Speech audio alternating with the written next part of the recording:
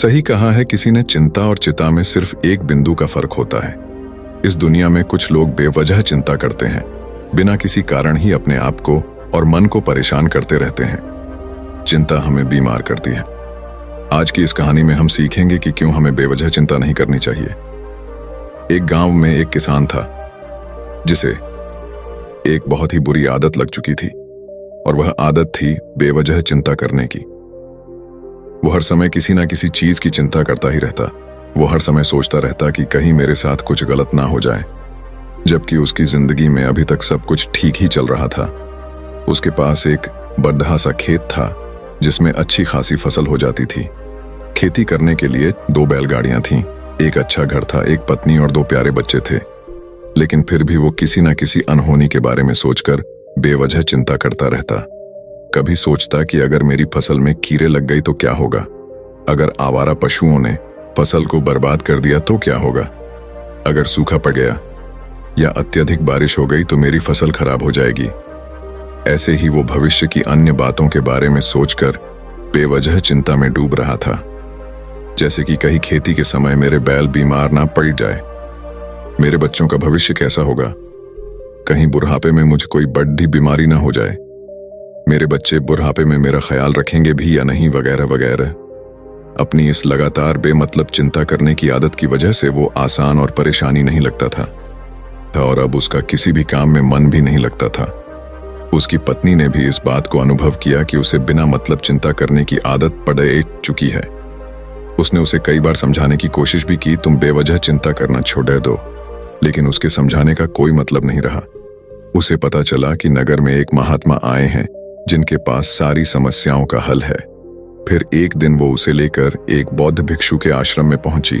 बौद्ध भिक्षु बहुत ही बुद्धिमान और ज्ञानी व्यक्ति थे। किसान और उसकी पत्नी अपनी सारी समस्या बौद्ध भिक्षुओं के समक्ष रख दी। किसान ने कहा, महात्मा, मैं हर समय किसी न किसी बात की चिंता करता रहता हूँ। मैं ज्यादातर उन बुरी चीजों के बारे में सोचकर चिंतित होता रहता हूँ जो अभी तक मेरे साथ हुई भी नहीं। किसान की समस्या को पूरे ध्यान से सुनने के बाद बौद्ध भिक्षु ने कहा, ठीक है, तुम दोनों कल सुबह आना और फिर मैं तुम्हें तुम्हारी समस्या का समाधान बता दूंगा। अगली सुबह जब किसान और उसकी पत्नी बौद्ध भिक्षु के आश्रम में पहुंचते हैं तो देखते हैं कि बौद्ध भिक्षु बहुत ही चिंतित अवस्था में जमीन पर पालथी मारकर बैठे हुए हैं और उनके सामने एक दूध से भरा गिलास रखा हुआ है। बौद्ध भिक्षु बार बार उस दूध के गिलास की तरफ देख रहे हैं और फिर कभी अपना हाथ अपने सिर पर रखते तो कभी जमीन पर वो बहुत ही चिंतित और बेचैन दिखाई पड़े थे। ये देखकर किसान ने पूछा, महात्मा, आप इतने परेशान क्यों लग रहे हैं? आपके समक्ष दूध रखा है, आप इसे पी क्यों नहीं लेते?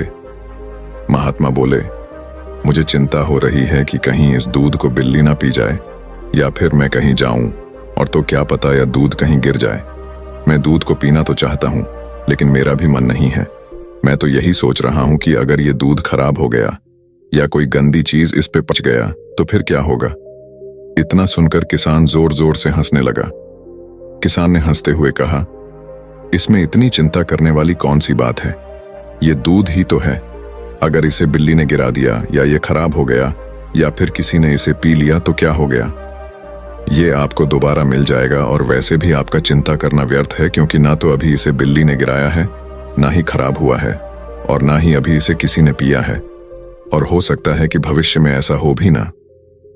किसान के मुंह से ये बातें सुनकर बौद्ध भिक्षु मुस्कुराए और बोले, मैं भी तो तुम्हें ही यही समझाने का प्रयास कर रहा हूं कि भविष्य की उन घटनाओं की चिंता करना व्यर्थ है जो अभी हमारे साथ हुई ही नहीं और बहुत बड़ी संभावना है कि वो कभी होगी भी नहीं, और अगर हो भी गई तो जिस चीज को तुम एक बार हासिल कर सकते हो उसे तुम दोबारा भी हासिल कर सकते हो, और अगर नहीं कर पाए तो कोई बात नहीं, क्योंकि समस्याओं के आने के साथ ही उन समस्याओं का सामना करने की हिम्मत भी अपने आप ही आ जाती है।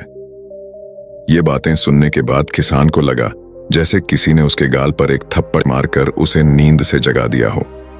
उसे महसूस हुआ कि वो भी तो यही गलती कर रहा है, वो भी तो भविष्य की उन घटनाओं के बारे में सोचकर चिंतित हो रहा है जो अभी तक घटी ही नहीं और शायद कभी घटेगी नहीं।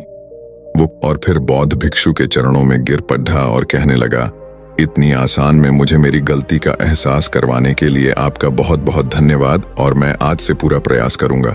मैं बेवजह चिंता करना बंद कर दूंगा। जापान में एक लोकप्रिय कहावत है, अगर तुम चल रहे हो तो सिर्फ चलो, अगर तुम खा रहे हो तो सिर्फ खाओ, लेकिन एक समय में सिर्फ एक ही काम करो, चिंता न करो। इस लोकप्रिय कहावत के अर्थ ने मुझे हैरान कर दिया था और सच कहूं तो मुझे ऐसा लगता है कि कहावत के अर्थ में ही वो राज छुपा है जिसे अगर किसी ने अच्छे से समझ लिया और अपने जीवन में उतार लिया तो वो चिंता के बंधन से ही हमेशा हमेशा के लिए मुक्त हो जाएगा। इस कहावत के अर्थ के बारे में हम आगे बात करेंगे, लेकिन उससे पहले देखते हैं कि हमारे दिमाग में इस तरह के विचार ज्यादा चल रहे होते हैं। पहला, क्या मैंने ये काम सही से किया? दूसरा, क्या मैं इसे और बेहतर कर सकता था? तीसरा, इसका परिणाम क्या होगा? और चौथा, लोग मेरे और मेरे काम के बारे में क्या सोच रहे होंगे?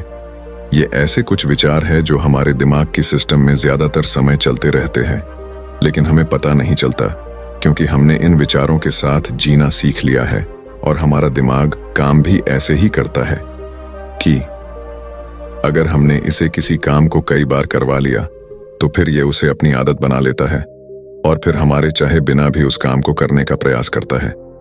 शुरुआत में तो हम किसी भी काम को अपनी इच्छा से पूरे होशो हवास में करते हैं, लेकिन बाद में वो हमारी आदत बन जाता है और फिर हम बस बेहोशी की हालत में बिना सोचे समझे उस काम को करते चले जाते हैं। जब एक बच्चा छोटा होता है तब उसे पता नहीं होता कि चिंता क्या है, लेकिन जैसे ही वो बड़ा होता है माँ बाप कहना शुरू कर देते हैं, बेटे आपको होमवर्क करना है, आपको उसकी चिंता नहीं हो रही, आपके एग्जाम आने वाले हैं, आपको उसकी चिंता करनी चाहिए। और ऐसे ही न जाने कितनी सारी चीजों के लिए बच्चों के आसपास के लोग उसे चिंता करने के लिए कहते हैं और वो छोटा बच्चा इस बात को मान लेता है। ये अच्छा, किसी भी काम को करने के लिए हमें उसकी चिंता करनी पड़ती है और फिर वो भी किसी काम की घटना के बारे में बार बार सोचने लगता है।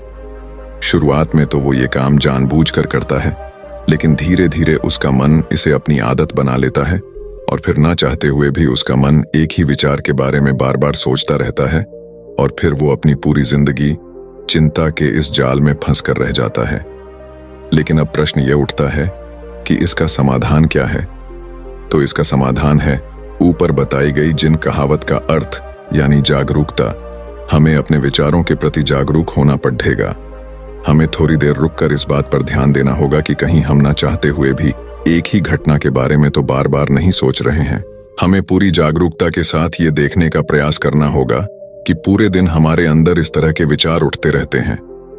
अब आप पूछ सकते हैं, केवल जागरूकता क्या करेगी? मैं कहता हूं यह काफी है।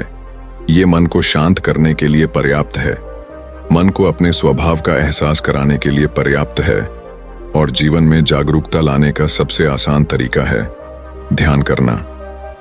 ध्यान करने के दौरान अपने विचारों पर ध्यान देना, और जब आप पूरी जागरूकता के साथ अपने विचारों पर ध्यान देना शुरू कर देंगे तब आप पाएंगे कि आपके मन में चलने वाले गैर जरूरी विचार एक एक करके अपने आप ही गायब होना शुरू हो जाएंगे और फिर आप एक आनंदित और शांत जीवन अनुभव कर पाएंगे। बाकी अगर ये कहानी आपको अच्छी लगी हो तो इस वीडियो को लाइक करें और ऐसी और कहानी सुनने के लिए डे इंस्पायर्ड यूट्यूब चैनल को सब्सक्राइब करें। तब तक मिलते हैं हम आपसे ऐसी ही एक और प्रेरणादायक कहानी के साथ अगले दिन। धन्यवाद।